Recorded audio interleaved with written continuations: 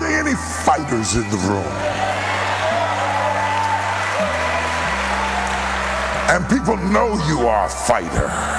They know you are a fighter, and they'll put you in the ring whether it is your fight or not. But there comes a time in your life that you suffer from fighter's fatigue. There comes a time in your life that you get tired of fighting other people's battles. They bring you their battles as if you have none your own. As if you don't have to fight like they have to fight. They heap upon you more and more and more. And Elijah has gotten sick to death of smelling the blood of his own people and their worship to his God. And he has decided to fight back, but he is outnumbered. I want to talk to you in 3 dimensions. I want to talk about exuberance. I want to talk about exhaustion. I want to talk about exile.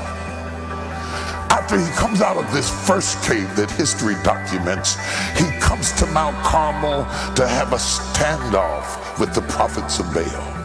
And you know the story as well as I do, how the prophets of Baal prepared an altar and slayed a bullock on the altar and then began to call for Baal to come down and show himself. And he did not. And Elijah said to them, maybe if you call louder, he will come. And he did not.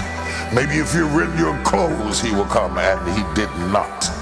And finally, when they were humiliated and exasperated and frustrated, he has a moment on Mount Carmel of exuberance of such magnitude that it shakes the stronghold that the theology of Baal had on Jerusalem. Wait on me, but I'm going somewhere. Every now and then, God will create a stage for you, and you will have exuberant moments of great victory. When Elijah walks up on Mount Carmel and he prepares the altar and he lays out the stones for the 12 tribes of Israel, and he puts in the wood and he puts down the water on top of the wood, with the water making the wood wet, the stones not even being perishable, and then calls God for fire.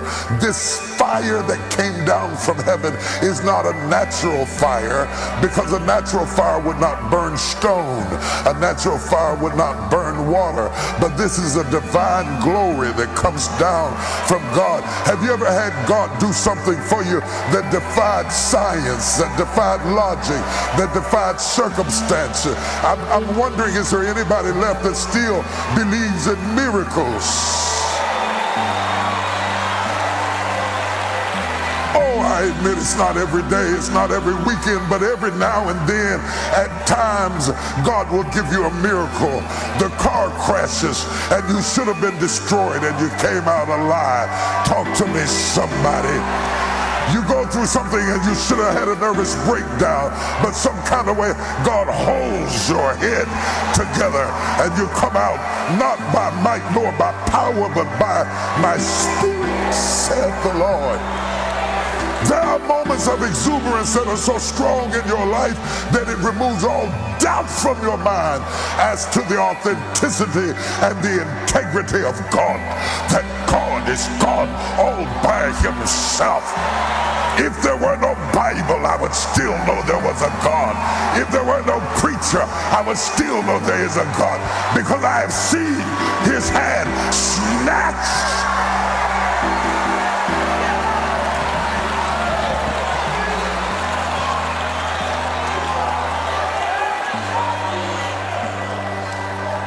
He has had moments when the odds were against him.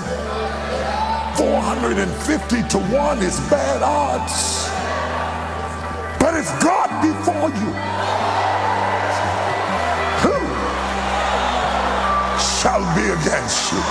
Let me just stop right there and talk to somebody who's got the odds against him, and the stats are against you, and the data is against you, and it looks like all hell is breaking loose and you cannot win. God does not count like men. You don't have to have the numbers on your side to come out the victor. 450 against 1, but God is the equalizer.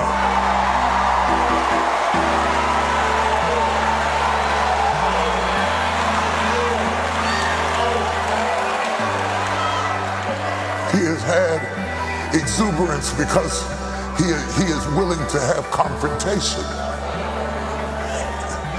Get this down. You cannot have exuberant moments without confrontation.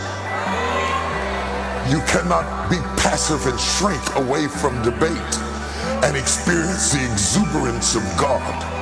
God blesses people who will say what has to be said.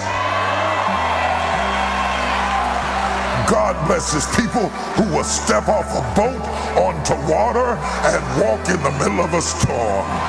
God blesses people like Elijah, who doesn't mind the odds being stacked against him because he knows that he's got the glory they were singing about against his back. Confrontation is rewarding, but it is also exhausting. It is exhausting to deal with people.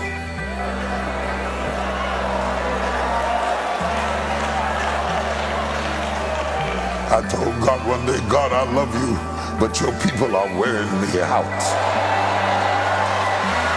God, you're good, but your kids are crazy. You know, something.